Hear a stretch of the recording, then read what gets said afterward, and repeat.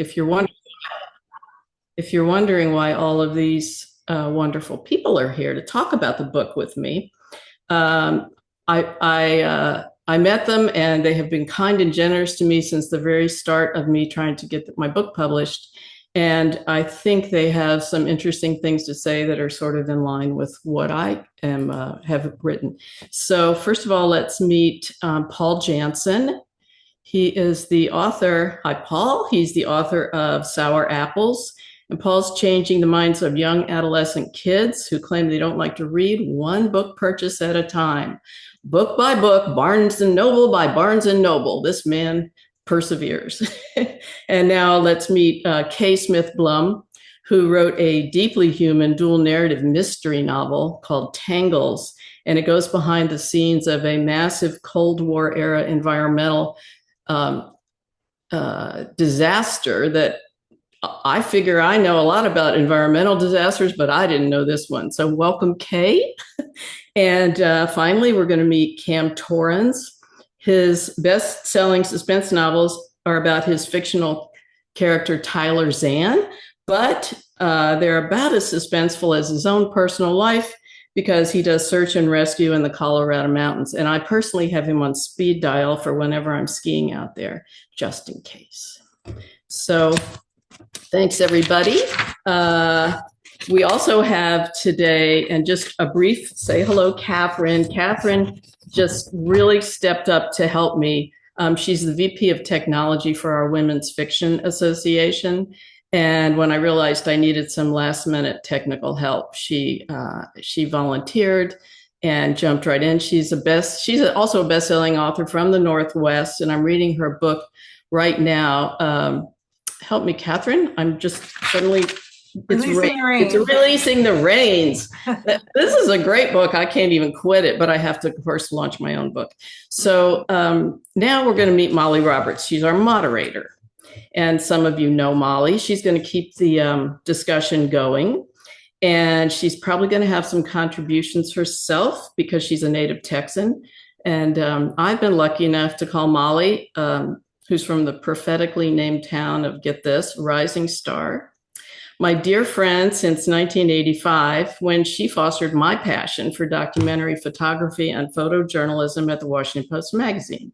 She's a photographer, curator, educator, and visual editor living in Baltimore, and she co-directs the Women Photojournalists of Washington. She's been a photography editor and photographer at all these big deal magazines, not just the Washington Post magazine, Smithsonian Magazine, National Geographic Magazine, and picture edited many books. And she also co-hosts a Baltimore podcast called 10 FPS, in which she does great interviews with photographers. So everybody's got a link in the chat, and I hope you'll investigate them more. I put it at the top of the chat. You can see their books, their podcasts, etc. And now I'm going to turn it over to our moderator, Molly. Hi, everybody, and welcome. I'm so thrilled to be here for my dear friend Jann's book launch. As has been mentioned, Jann Alexander is the author of the historical novel Unspoken, her first in the new Dust series. Jann possesses a multitude of talents, and I think I can fairly share a secret that for me, she falls into the category of Renaissance woman. Before she left the East Coast for the big vistas of Texas, Jann was an art director for ad agencies and magazines in the DC area, where she and I worked together, as she mentioned, at the Washington Post. But she's also a painter, a photographer, has had an art gallery. She's a passionate creator, and she's also a sometime Zydeco dancer, and she pulled me into that circle. When she's not reading, writing, or being creative, she manages to find time to bike, hike, ski, and kayak. This girl never stops and explore her adopted home of Central Texas with her own personal Texan translator and biggest fan, Carl Koppler. And of course, their dog, Texas Mutt Ruby. Fair warning, if you ever go on a road trip with Jann, you'll find out that she always breaks for historical markers. So she's really found her niche out there in Central Texas. And it's been a pleasure to read this book because, as I told Jann, some of the characters in the book remind me of my relatives, my scrabbled relatives. So welcome, everybody, and thank you, Jann, for inviting me to intro you. And I just want to remind everybody that as we go along, if you have questions, please put them in the chat and we'll be keeping track of them.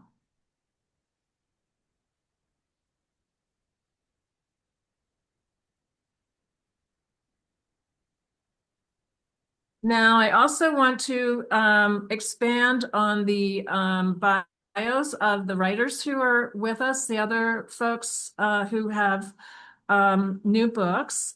Paul Jansen is the author of Sour Apples, a building engineer from Frederick, Maryland, who coaches youth baseball, enjoys woodworking, the great outdoors, and now writing young adult novels. He wrote his young adult adventure, Sour Apples, a novel for those who hate to read, about a boy who spends the year 1975 defending his tree fort from unwanted dwellers. And I've had to do that too. Unlike Unspoken, Paul's book features a character who's, or like Unspoken, Paul's book features a character who is also coming of age, as Ruby in Jann's book Unspoken. Paul,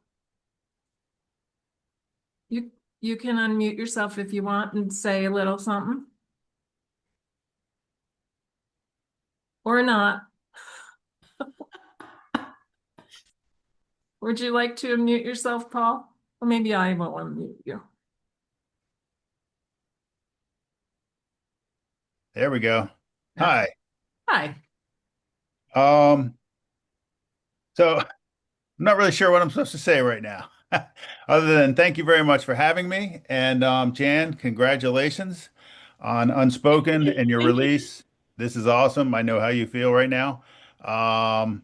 And again, congratulations. This is just fabulous, and you deserve it. Thank you. So, Thank you. Thanks, Paul. thank you.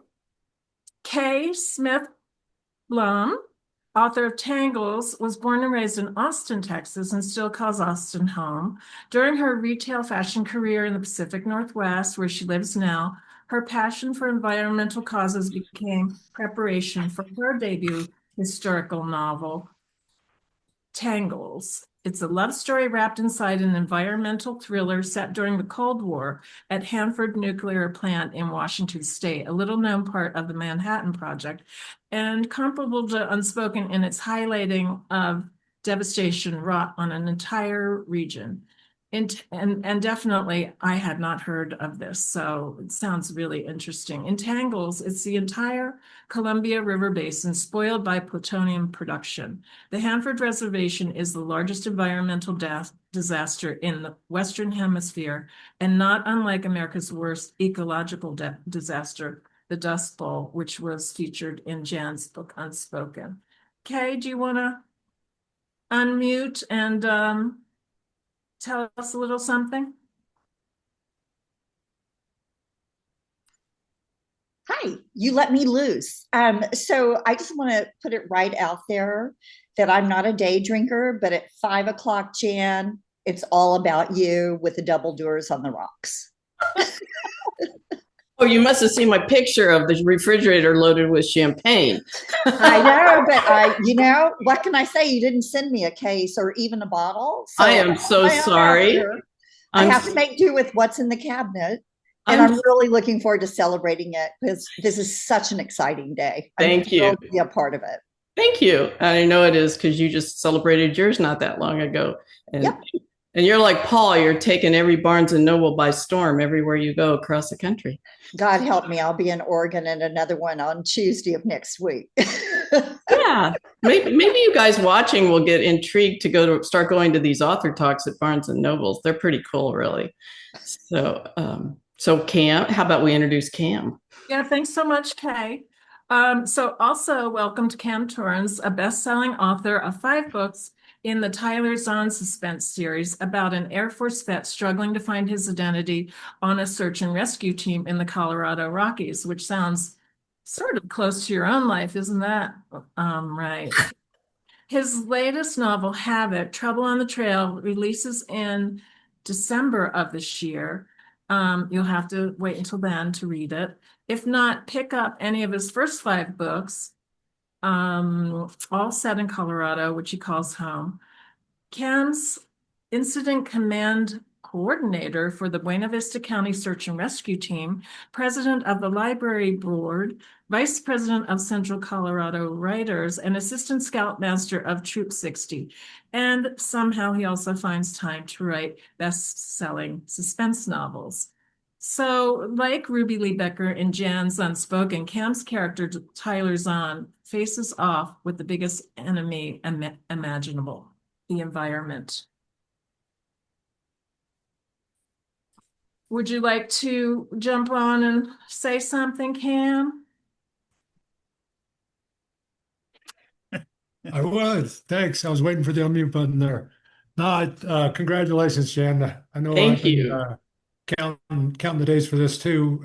I got a chance to read this book almost a year ago, and in fact, I was inspired by the book. I'll talk a little bit more about it later, but with her use of the environment actually inspired me for my latest book, Havoc. So I have Jann to thank for that. Wow, So that's congrats. cool. Enjoy your day. Thank you. I didn't even know that because you were the very first person that ever turned to me when I met you at the author conference and said, "Would you like me to read and review your book?" And I about fell over. Didn't expect anyone would ask me. I expect I'd have to pester other people. So thank you, Cam. I loved it. So, yeah. So, Molly, did you want to? So I just want Back to, to you. everybody, which I have done, and we also are very grateful for Catherine Matthews being the technical advisor here on this Zoom. There is a little lags at times, so please be patient. We are going to be taking your questions, and but we are going to sort of start a discussion and then bring you all in. Let's see. Yeah, so put your questions in the chat and we'll organize those. And what else? I'm going to ask the book club, each of whom was generous enough to read Unspoken and provide Jann's earliest and effusive reviews, about a comment from an early reader. The Dust Bowl has only been a minor chapter in American history for me. Did any of you all feel the same way? I know that I am familiar with the Dust Bowl mostly because of the photographs from Farm Security Administration and things that I've studied and done, stories that I've done for Smithsonian Magazine looking at the photos. But I can't say, I don't know, I think considering the size of the disaster, it seems that it's relatively obscure. What do you all think?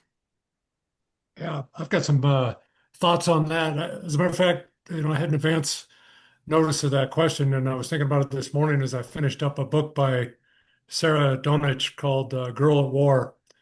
And she says that you don't have to experience something. Her character says you don't have to experience something to remember it.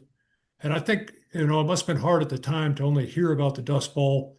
Like if you're in New York City and you're getting wires and maybe some photographs, and there aren't many people out there now that have gone through it. And so that, it's incumbent upon the author for the rest of us who can't experience it to be able to remember it.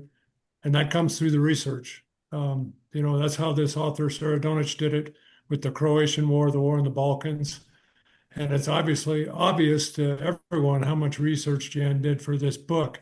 She got into the heads, the minds, the interviews, and was able to put that on paper so that we all get to remember it, even though we didn't experience it. I was really impressed with how she did that. Thanks. Yeah, I'll jump in and Yeah. double up on Cam. I had read Marie Coyne, which is the famous photograph of migrant families moving and had experienced the Dust Bowl and moving into California.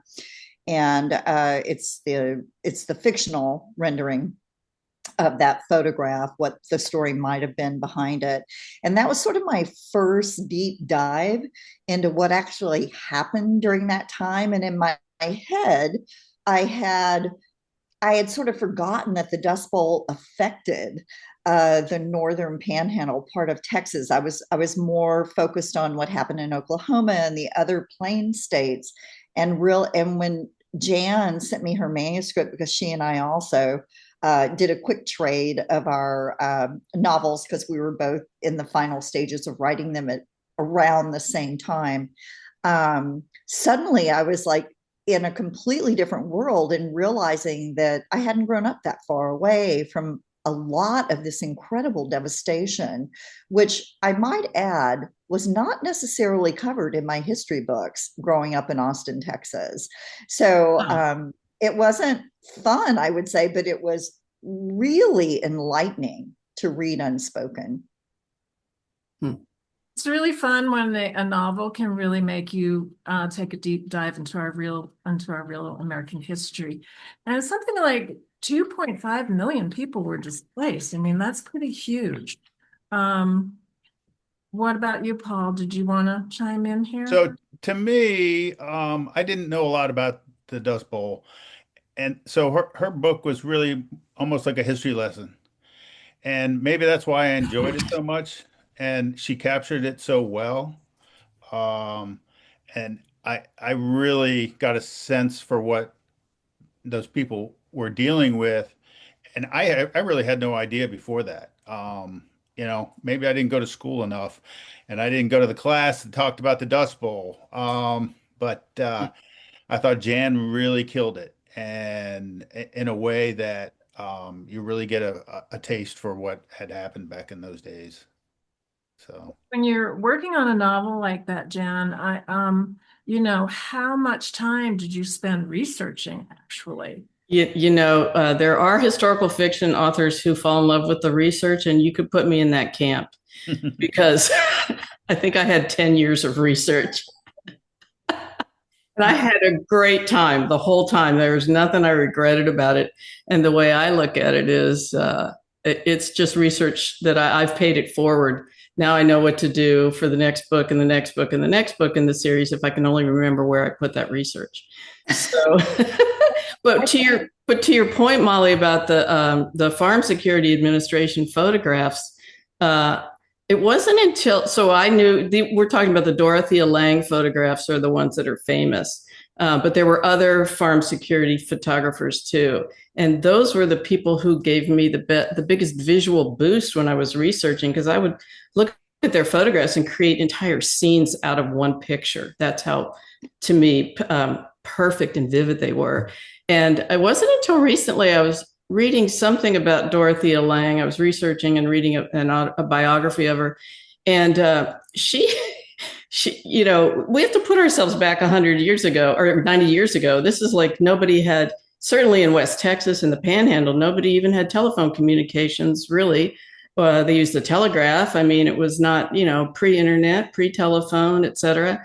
And what was going on out there was not really brought to light until Dorothea Lange showed up, and some of her fellow photographers. They showed up and they started making these photographs and sending them back to Washington, D.C. And then they'd start getting publicized. And then people started going, whoa, there is something seriously wrong out there.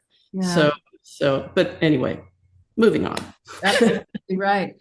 But earlier on, you mentioned Grapes of Wrath, and that was sort of, more covered the lives of the people once they got to California, and really didn't dig into the actual dust storm. And the description you have of people just swallowing dust and choking. And I mean, it is super visceral and compelling. And I can see how the photographs really helped you,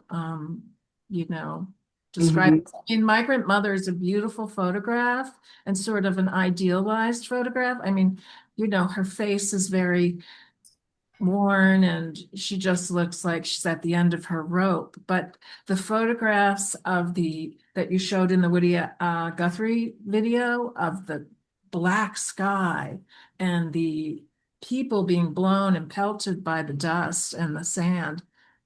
Whew.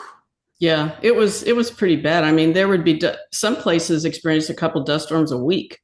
They would get so that they could smell them coming, and they would see the sky turn a certain color, and they even named the color of the cloud. If it had a certain tinge to it, they'd say, "Oh, that soil's coming from Oklahoma because it's red," or or wherever they thought it was blowing from.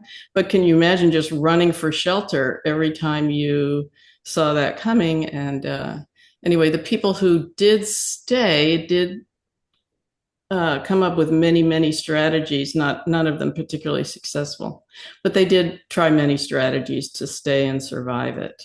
And I see the chat, a lot of people in the chat are talking about how they have a relative maybe who remembers it or whatever. And I'll just say, if you still have a living relative who's heard the stories of it or experienced it, get them to tell you before it's too late. Yeah. Yeah. Tell you too. Right. Although you've already done enough research for what, a couple more books? A couple more. But before we keep making the Dust Bowl the biggest phenomenon here, there were a couple of other phenomenons going on that I cover in the book, which is the institutionalization, particularly of women at the time, and also of children who were unfortunate enough to be in Dust Bowl families where the families couldn't make a go of it. And those were things we don't think about anymore, and that have largely passed. But we did used to all over the country, not just Texas, institutionalize people at the drop of a whim. I mean, it sounds terrible, but I mean, if a woman and her husband aren't getting along, a husband could pretty much have her committed at some, in the 20s and the 30s. And children would often be left at a state home for children because their parents were down on their luck, and they would intended to come back for them. And probably they had the best of intentions when they did that, but they couldn't afford to keep their kids anymore. So those are all issues that I touch on, as well as, the novel getting into the World War II era. Should we start bringing in some questions from the audience? Great questions. People want to know, when did your idea solidify for the book? Okay, that's a good one, because I had a lot of research. I think a lot of it came about when I was listening to Carl's Texas mother, who has deep Texas roots, talking about her relatives. They had great names like Ruby and Willie Mae and Becker and Pearl and Ida. And one day I just started thinking, hey, these are my characters. Definitely good names. Yeah. And then really, but the research led me still, because when you're an author, you have to throw an obstacle in the path of your character at all times. You can't let your character think they're getting ahead of the game here, because then you don't have a book. So, you're always throwing obstacles. So I just went looking for natural historical obstacles that happened, and I found plenty of them. You sure did. Yeah, the depictions of the state institutions for both the mother and the kid, our protagonist Ruby, are just so heartrending, and filled with detail. And so, do those places still exist? I'm wondering. Did you actually go there and sort of walk around the whole? The particular one in Unspoken still exists, but it's been turned into a, I don't know, we might have called it when we were growing up a juvenile delinquent center. And now it's more of an outpatient center for kids who are disturbed or have behavioral issues or whatever. It's not the same. It's not where they live there, but you know what? I wanted to hear a little bit what Cam was saying about the environmental protagonist that he began to think of. I think you were about to talk about that, but you're muted. I'm asking. Oh, thank you. Oh, Someone Yeah, has, well, I mean, you mentioned it when you said put an obstacle up in front of their character so they don't think they're getting ahead of the game. Um, and that's what you did with the dust. You made it a character in the book, along with Ruby Lee and our other cast of characters. But the caution, when people start trying to do that, there's a tendency sometimes where they can overdo it, and they forget that the readers uh, they really care about how their main protagonist reacts to the obstacles, not so much going too deep into the obstacle itself. And you had the perfect balance with that Thank you. when you're dealing with the dust, because there was a character in the book, but it didn't override what happened to Ruby Lee and her family as they dealt with it. And I thought that was important. And you mentioned my book, so in Havoc, I opened the book up with a helicopter crash in the Rockies, and it's a high wind environment where it was one of the reasons the helicopter crashed. It's the reason other helicopters can't help, and it happened at 12,000 feet. So between the altitude and the winds, that plays a big part in a large portion of the rest of the book. And that was what I was talking about, working with the environment. I'd just come off of reading your book, so it was fresh on my mind. Oh, Thanks for the chance to say it. that's really cool. But see, I'm still fixated on the Dillon Reservoir dam busting. But anyway, that's a different book, everybody. So, but Kay, also you were, I mean, the environment was like that character that would never go away in your book. Am I okay? Wait, I'm just making sure I'm unmuted. Okay. Sure. Yeah. It became like the Columbia Basin in my book sort of came alive in a very similar way that, the Panhandle landscape came alive and Unspoken.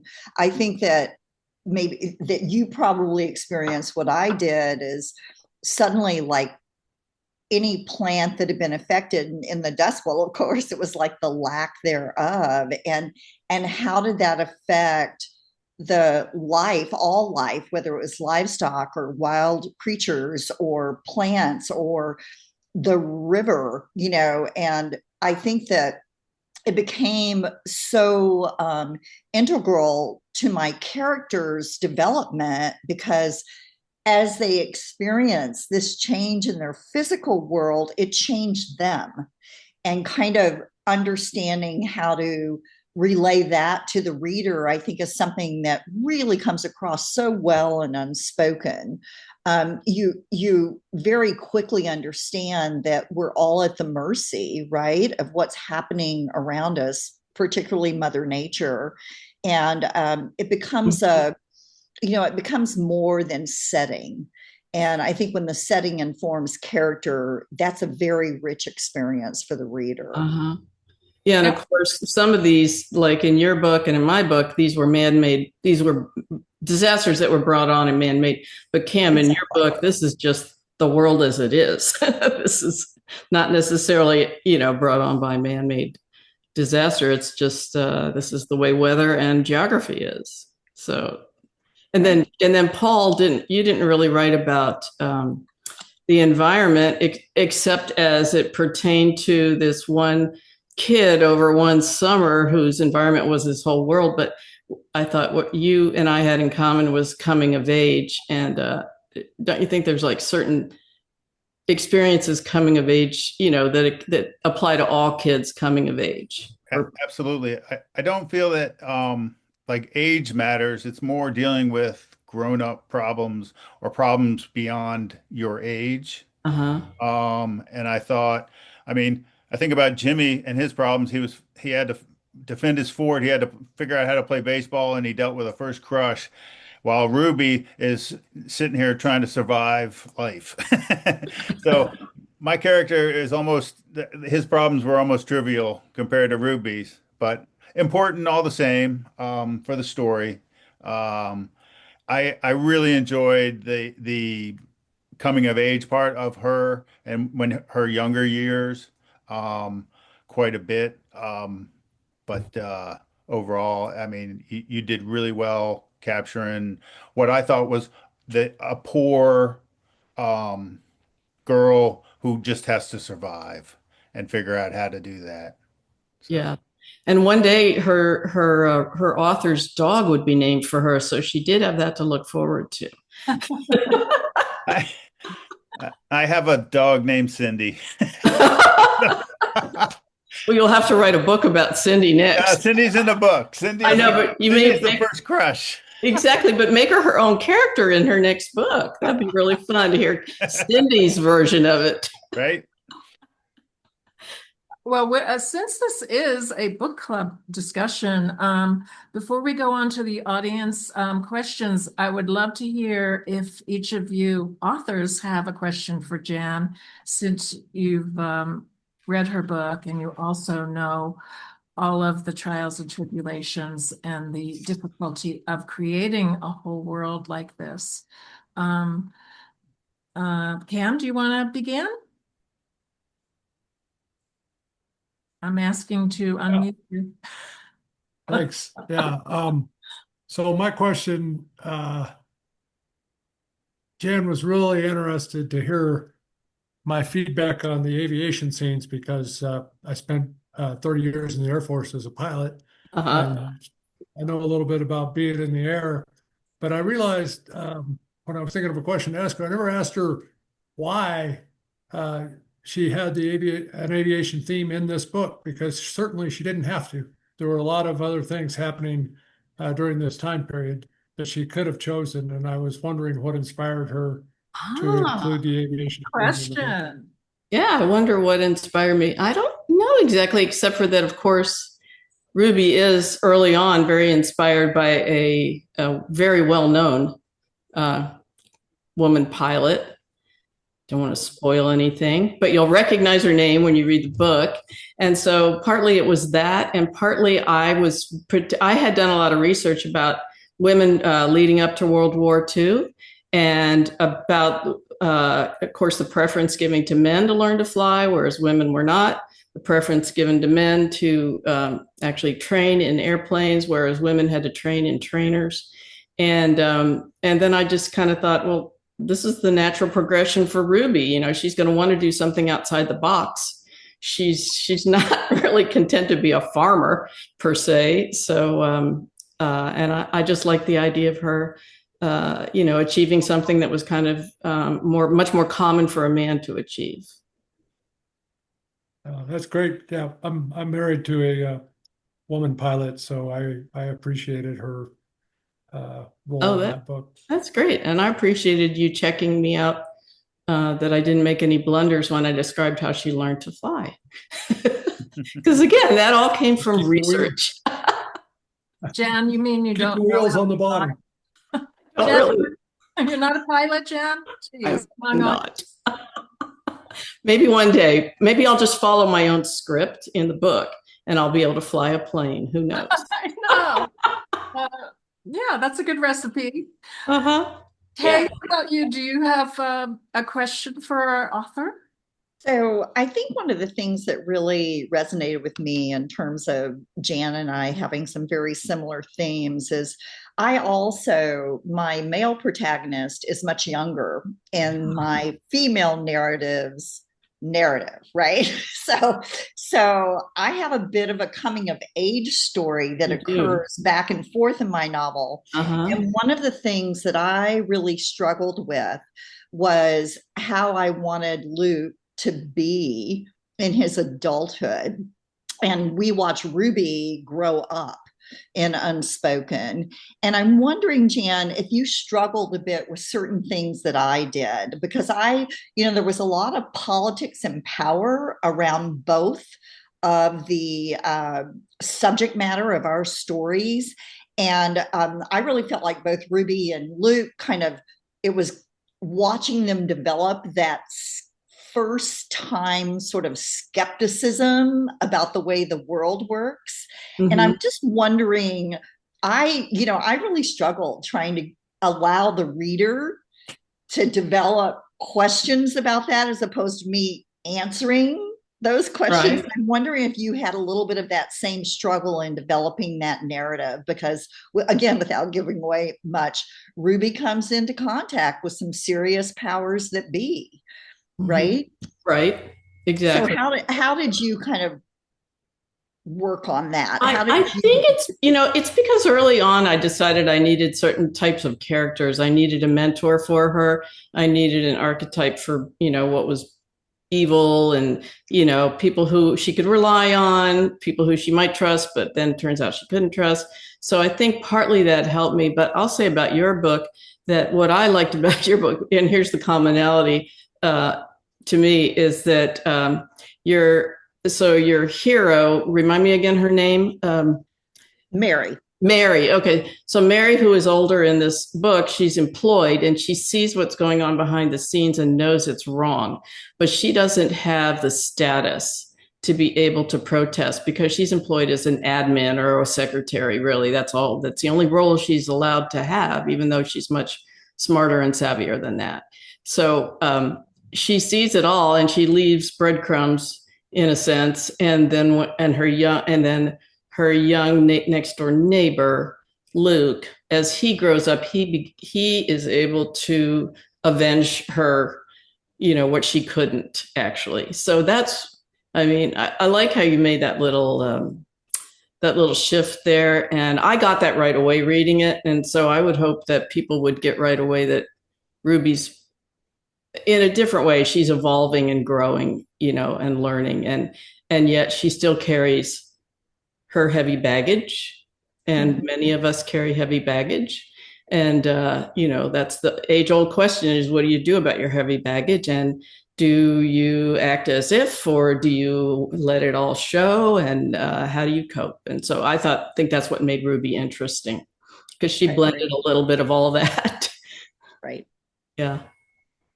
Well, she was super tough, that's for sure. All of the challenges that she had overcome, and really going to continue to have her overcome, I think. Paul, did you want to toss a question in? Sure. Obviously, I wrote a novel for those who hate to read. So I'm not well read myself. But I noticed, and I thought your style, Jann, you admire the classics, and I'm curious as to where you get like your voice. Is it from other authors? Is it from the research?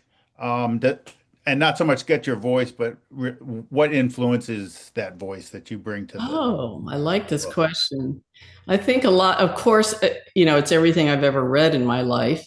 But and when I was in high school, I had a great English teacher who got us to study the lost generation of authors for a year. And in particular, Ernest Hemingway, as trite as it might sound now, he really resonated with me in his kind of writing. But I think, for this series, the voice came from just doing so much research and reading. I read oral histories, and I listened to how people speak. And I made a giant, when I moved to Texas, I found it so charming that everyone mispronounced everything. So So I started making a list of Texas sayings and Texas pronunciations. And now it's pages and pages long, and I made a searchable database out of it. So if I'm trying to come up with, somebody liked something, I can come up with a million clever ways and witty ways Texans would say it. So I think that's really where the voice came from. But thanks for asking. I like that. Can I follow up on that? Yeah. So how do you differentiate from your research and it being fiction? Like, how do you separate those? You mean in terms of how I present it all in the book? Yeah, and yes, to have a voice, because it really, I read this and I felt like whoever wrote this lived at that time and experienced it. That's how deep I thought it was. So. Yeah, I think it goes back to reading oral histories and first person accounts. And, there's even videos of people talking about it. There's an enormous amount of, and out of print books. I mean, there's an enormous amount of things you can do until you begin to really understand what it would be like. And of course, as Molly and I talked about, the photo documentary sources for all of it. But I think like where I wanted to separate it's just my personal mission. And this isn't the way all historical fiction authors want to do theirs, but mine is if I put an event in there, it actually happened then. And those people that I put in it, they actually happened to be there. They said similar things, they did similar things. But then the characters that I created were, of course, fictionalized. But I just want the history to be really accurate. Thank you. Sure.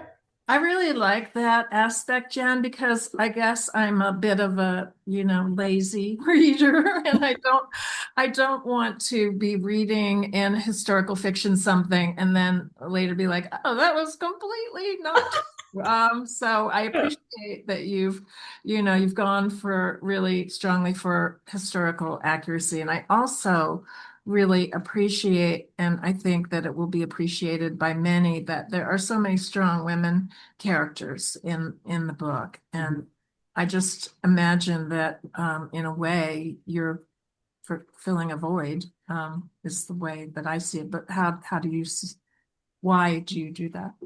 There is a huge, huge resurgence of historical fiction that uncovers hidden histories of women.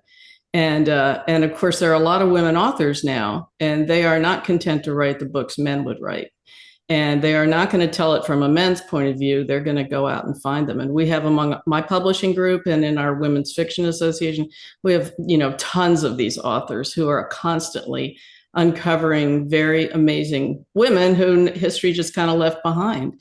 So I think for me, it was just natural. That's what I wanted to do. And I just kind of wanted to write. Somebody called it a love letter to strong women who have to face up. Absolutely. Face up and persevere. And that's kind of that's the way I feel like women are in general anyway. So it's not too hard to write it. Yeah, we're going to continue to have to be, obviously, from recent events. So I think it might be a good time to turn to audience questions. What do you think, Jen? Yeah, it'd be great since I see 61 comments right now. I'm paying no attention, so you guys ask me. Well, first of all, someone did ask a question that you sort of already answered in the beginning, but I think it's worth it to ask again. Cheryl Pace wants to know how you came up with the names. And I'm just disappointed that you didn't choose any of my family's names, like Verilla Dean and Alice May and Marceline, a totally made up name. But go ahead, Jen. But you know what? Those could turn up. Thank you. Because as you know about authors, anything you say to us could show up in another book. There are some authors who actually offer to name characters, in their books for people. Oh, you could pay for that. It's a strategy to get people to do some entry contest or something. Oh, that's a good idea. Yeah. Okay. No. So let's see. How many years have you been writing? You have answered that. But I think you said there was 10 years of research, right? I did. I didn't really tell everybody about my first novel, though, that was self-published in 8th grade. It was called Eric and the Smugglers. And I had to actually design it myself, typeset it myself on an Underwood typewriter, and trim it myself, and saddle stitch it myself, and illustrate it myself. Wow, might be the reason that you're so self-resilient in your publishing now. So when you were in 8th grade? Yes, in 8th grade. No word on whether I got an A on that, but I should have. Absolutely.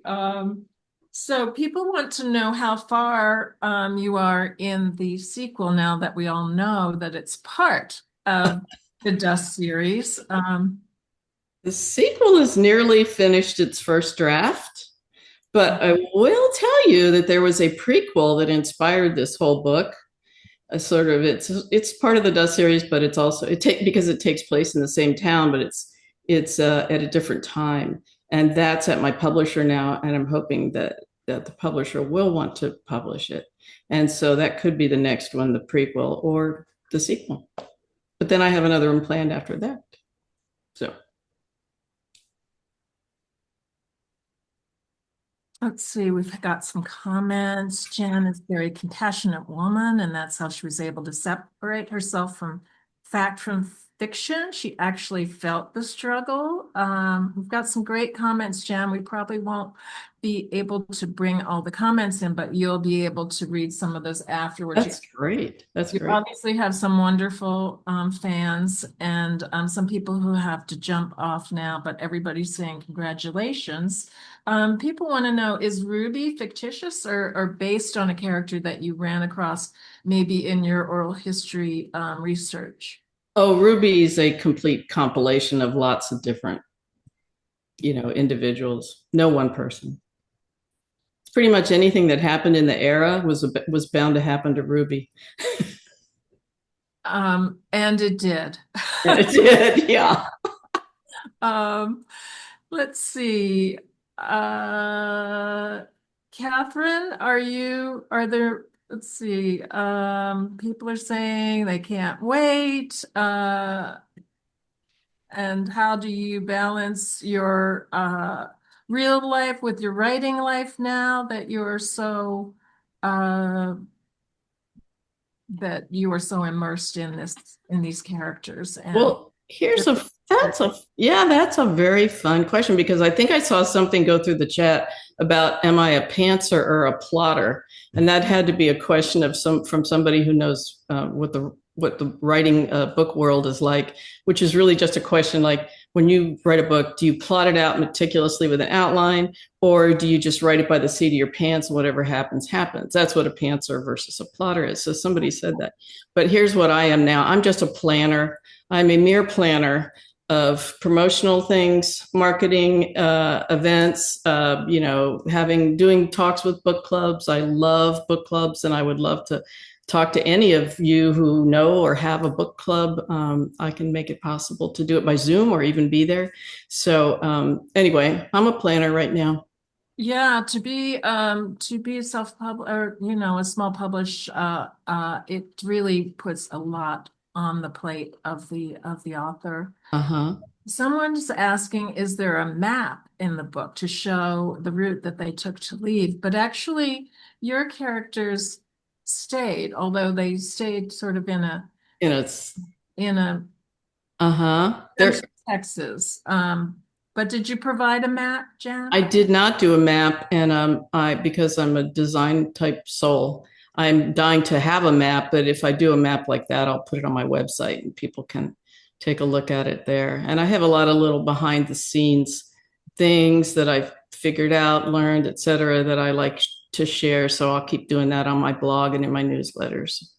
Yes, everybody should check, if they're not already on Jann's, get her email and her blog. This is a way that you can keep track of what's happening next.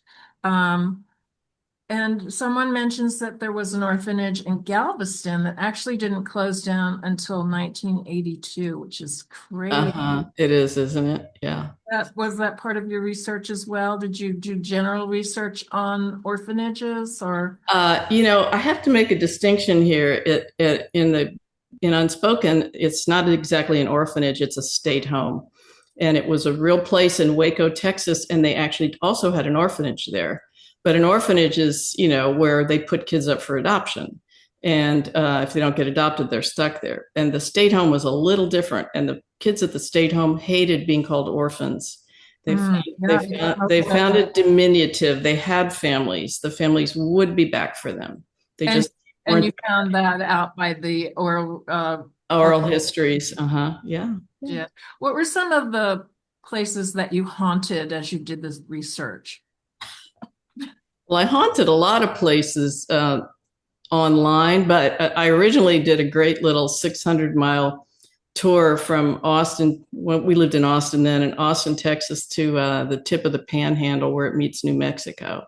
And I went through all these little small towns, and we stayed and, spent time and investigated them and everything. And then my license plate showed the results when I got home, with probably every bug in Texas was there on my license plate. But that's when you went through Rising Star, I think. That was maybe one of the times. Yeah. Most people I know do not have any idea where that is, and it is very out of the way. But it wants to be a book someday. I really feel it. With a name like that, how can you not use that town in your book? Exactly. I know. I always thought about using it as the name of my company, but what company? Well, I think we have pretty much hit all the questions that are relevant, and I can So say we got all the questions. Okay. I definitely need to say some thank yous, and I'm pretty sure there will be an opportunity for us to toast and raise a glass pretty soon. But I just thank everybody for being here and for celebrating with me. All of you. I know that I feel the support and the love you all are sharing, and I just am so appreciative of it. Thank you. And I had great questions from you. Thank you. My book club couldn't have been better. Thank you very much. And I wanted to just remind everybody that the number one thing authors love the most after finding out that you've bought their book. Okay, everybody, I know what you're going to think. What you're thinking is the number one thing. We don't really we happily autograph, but that's not what we're talking about here. We love when you post reviews on Amazon. I hate to say it, but Amazon drives our book sales. Even if you buy our books elsewhere at small indie shops, Amazon is where people look for reviews. So if you think the next time you read a book and you like it, put a few little comments on Amazon and you will surely go to heaven. And now I wanted to Jen, one thing, it would be nice to have everybody back on the gallery. Yeah, let's do the gallery thing. Have the ability to do that. Let's I see. think Catherine can do it. I got it. There we go. Yeah. Hey, I get to say hi to everybody. If you would turn your camera on, we'll get a picture if you want to be in the picture. Yeah, that is great. Let's see. Love to have you. Oh, this is so cool. And we're about to have a toast here because my favorite Texan is going to just show up momentarily. I don't know where he is. I wonder where he is. Like he always does, showing up. Let's see. Oh, look at everybody. And look what he's got. Look, even better, look what he's got. And go this way. Oh, let's go. Oh, go forward. go forward. And I will say, really, what you all should know is if you are within spitting distance, if you're in Texas, you know what that is. Spitting distance. If you can get here by 5 o'clock, we are pouring. So come at 5. We will be uncorking all those bottles I put in the refrigerator, and we can all toast and raise a glass. And thank you so much. There you go, my dear. Isn't that the best sound in the world? I'm drinking water. That's okay. Well, whatever you can pop. If you don't have champagne, you can always pop a Coke or a beer, right? And Jann, people are also asking if you will make available the recording of this book club. So I'm hoping that you can, and that you may be able to send it to the people who participated, or that you may want to make it available through your blog or your email. So. Okay, great idea. I'm definitely I have all your emails because you signed up. So I'm going to have a link on my website and have that recording there, and you can all go back and watch it over and over again and look for your own faces. And you all look great. Thank you for being here. Look at all these people. Freddie's here. Look at that. And Joan, look at Joan and Janice. Oh my gosh, I know everybody. Jerry, another Joan, Ralph. It's a good thing we have speakers muted during that, or you would have just been saying hi. I would have. Karenita is here, and Steve, everybody. Linda, my sister Linda, everybody. That's Linda right there, smiling. Yay! I know Riley's here, but that's my son, but he's not making himself known. And I know Sue is here, my other sister. Sue and hi, Vicky. Yeah, Vicky's here. Eileen's here. Yeah, it's great.